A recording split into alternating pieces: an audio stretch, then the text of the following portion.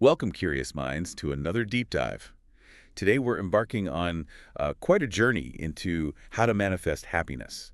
This is a fascinating guide sourced from the Universe Unveiled. Yeah, and it's really interesting because it's not just about, wishing for things. Exactly, it's presented as this powerful blend. Spiritual wisdom, yes, but also like practical neuroscience. Right. The goal they talk about is helping you reprogram your subconscious. Uh-huh.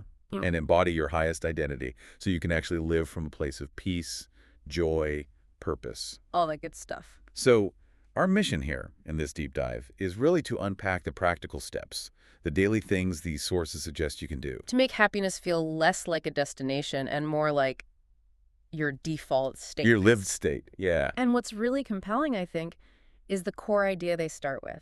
If you strip any desire down, doesn't matter if it's money, love, success, Right. at the absolute core, the fundamental longing is just to be happy. It always comes back to that feeling. Always. And so manifestation in this context isn't passive wishing. It's active. It's embodiment. Becoming that version of you. Exactly. Becoming the version of you who naturally thinks, feels, acts from happiness. So that your outer life just kind of mirrors it back effortlessly. Okay, so that's the big picture. Yeah. And we're going to explore how you actually build that reality. Day by day, identity work, energy mastery, all of it. Okay, that makes a lot of sense. Yeah. Because you can't just jump straight to, like, vibrant joy, maybe. Well, the sources suggest starting somewhere else. Right. They say happiness is vibrant, but peace. Peace is stable. The foundation. So the first crucial step isn't just chasing joy. It's building on this unshakable base of peace first. Yeah, because life will get overwhelming sometimes. Absolutely. So how do we Oh. cultivate that peace? They introduced this really practical tool, the SAYSO peace switch. Precisely. SAYSO, it's designed as a rapid reset, like get back to your center in seconds. Okay, break it down for us. S is for see the trigger. Just recognize, okay, I'm feeling activated. Stress, frustration, whatever it is. I'm noticing it. Yeah. Then A is accept the moment. Not liking it necessarily, but just acknowledging what is without fighting it. Okay. Makes sense. Next, Y is yield tension Mm-hmm. physically. Big exhale. Consciously soften your jaw, your shoulders. It places you hold stress. Exactly. Then the kind of pivotal step, S is say it. Literally the phrase, if you say so. If you say so, how does that help? It's like choosing peace over the internal argument. You stop resisting what's happening right now. It's a choice. Okay. Wow. And finally, O is open to calm. Maybe put a hand on your heart just for 10 seconds. Let that feeling of safety land in your body. So it's a very conscious sequence. Very conscious, moment by moment, choosing calm so you then have the space to choose joy. And the cool thing, neurologically, slow exhales, softening the body that activates your parasympathetic nervous system. Tell your brain you're safe. Exactly. Calms that fight or flight response right down. I really appreciate how practical that is. Build the foundation first. Okay. But then, once you've got maybe a little more baseline peace, how do you actually become that happy version of yourself?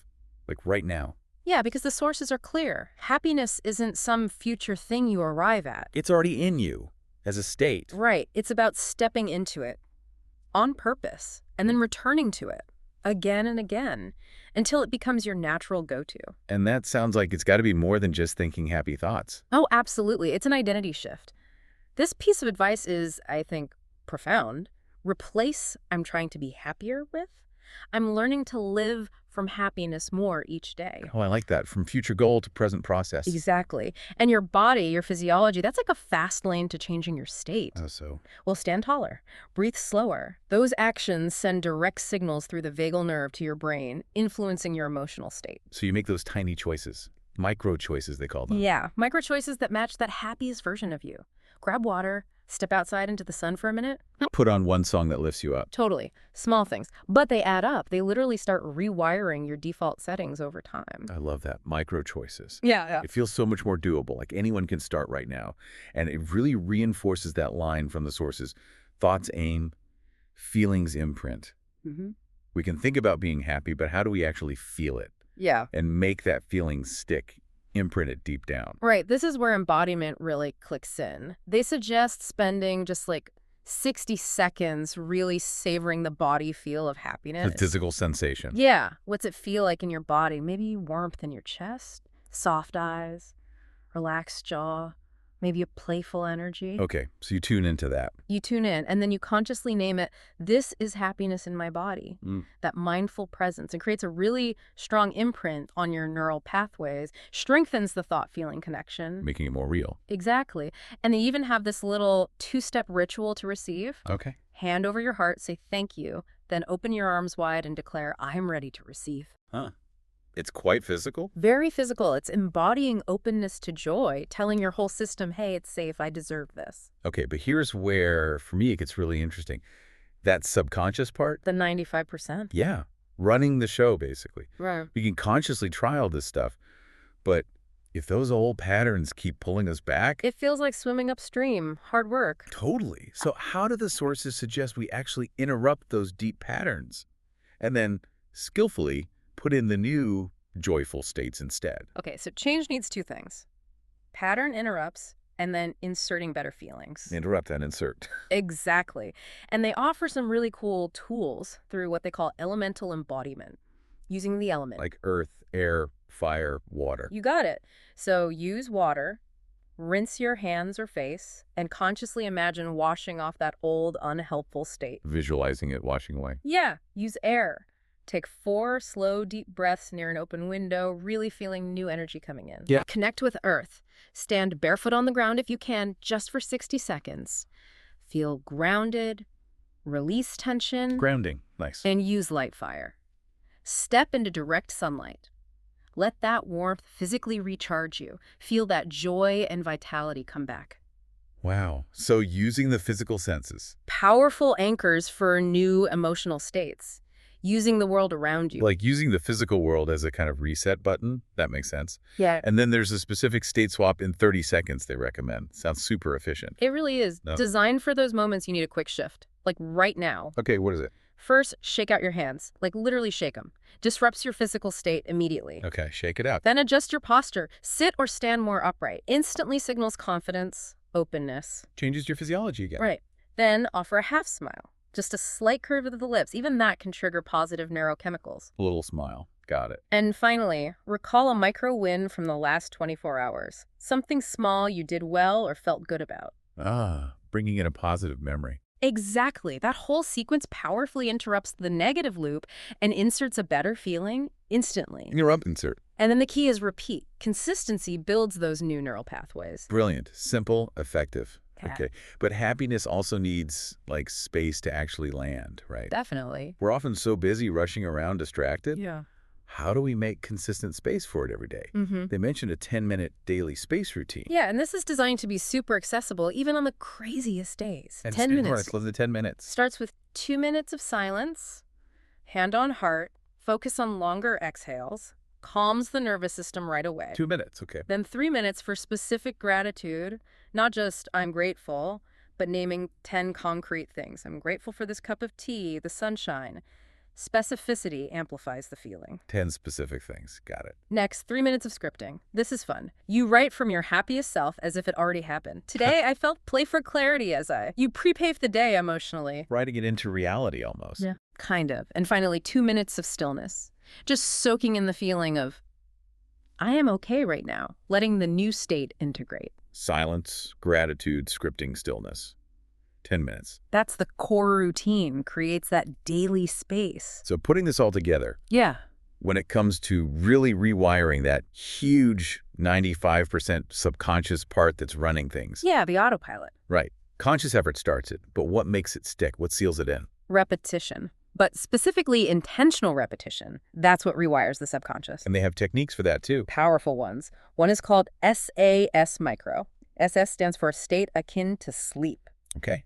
When would you do that? When you're drowsy, falling asleep, or just waking up, your brain's more receptive then. That in-between state. Exactly. You replay a tiny 10-second scene of you moving through your day with ease and joy. Loop it 3 to 5 times. Just 10 seconds. Yeah, short and potent. In that drowsy state, your brain's in alpha and theta waves, more open to suggestion, bypassing the conscious critical mind. Wow. Okay. That's clever. What else? Mirror work. Spend 2 minutes looking into your own eyes in a mirror. That can feel intense. It can. But you say things like, I love the way I'm learning happiness, or I'm safe to feel good. Let the emotion come up. Let it integrate. So you're directly affirming that new identity to yourself. Exactly. Building self-compassion, talking directly to your deepest self. That sounds incredibly profound. Connecting Yeah. with yourself like that, using those natural brain states. And they also mentioned something about memory as the editor of identity and an applause technique. That's right. It's about consciously curating your past, in a way. Each night, you deliberately highlight and really savor 3 moments from that day where you chose happiness or felt peace or acted from joy. Not just recalling, but savoring. Yes, you're telling your brain, see, this is who I am now, this is who I'm becoming. It builds and reinforces those new pathways. Editing your identity through memory. Cool. Yeah. And the applause technique. This one's fun. Close your eyes, imagine a whole audience just cheering wildly for you. For your joy, your progress, your efforts. And then you breathe that feeling, that celebration, that affirmation deep into your chest.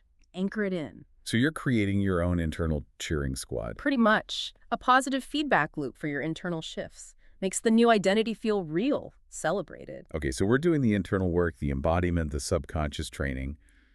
But our environment matters too, right? Yeah. How do we create what they call a happiness field around us, our setting? Absolutely. Our external inputs shape our internal weather, big time. So what do they suggest? A conscious digital diet is key. Mute the low-vibe stuff, the draining feeds, be intentional. We all know we should. Right.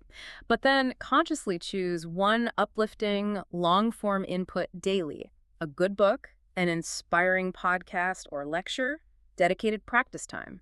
Feed your mind well. Quality over quantity. Definitely. And the other big piece is circulation. Joy isn't meant to be static, hoarded. It needs to move. It grows when it moves. They really encourage giving weekly, your time, a kind word, maybe a small donation, sharing something creative. That outflow. That outflow of positive energy creates this powerful feedback loop. It genuinely multiplies happiness both in you and around you. Okay, this is all incredibly helpful. But I can hear some people thinking, isn't embodying happiness, especially when I don't feel it, just faking it? Yeah, that's a super common hurdle, and the sources address it directly. Good. What do they say? They're really clear. This is not about faking emotions at all. Okay, so what is it? It's about training your nervous system, like training a muscle. You're giving your system repeated, intentional experiences of safety and joy, so it gradually learns to choose them more automatically. They become the default. Training, not faking. I like that. And if you don't feel much at first, the advice is start tiny. Super tiny. Like the micro choices again. Exactly. Yeah. A half smile, one slow breath. Recalling a pleasant moment for just 2 seconds. Remember, feeling often follows safety. So build the safety first. And this isn't toxic positivity either. Yeah. Right? It's not about pretending everything's fine when it isn't. Not at all. It honors all feelings. Embodiment is about making a conscious choice to shift your state when you're ready, not denying that other feelings are valid or present. That's such a crucial distinction. Okay, so what about when life is genuinely hard? Grief, loss, huge stress. Can you still practice this stuff then? Yes, profoundly so. But the approach shifts slightly. First, you allow the difficult feelings, let them move through you. No judgment, no resistance. Feel what you feel. Honor the reality of it. Absolutely. And then, after you've allowed that, you consciously add micro moments, tiny islands of okayness, or peace, or even gentle joy, if possible. Adding, not replacing. Precisely. It's about creating small pockets of positive experience within the day, not trying to bulldoze the difficult emotions. It feels much more compassionate. It is, and the sources are clear. Life shifts will follow consistent practice, big or small. They really emphasize sticking with it, especially on the neutral days or the tough days. That's when the real rewiring happens. So if we kind of zoom out and connect this to the bigger picture, this whole journey to manifesting happiness, the way our sources lay it out, it's really not about denying anything you're feeling now. No suppression. Right. It's about consciously, actively cultivating new feelings, new states.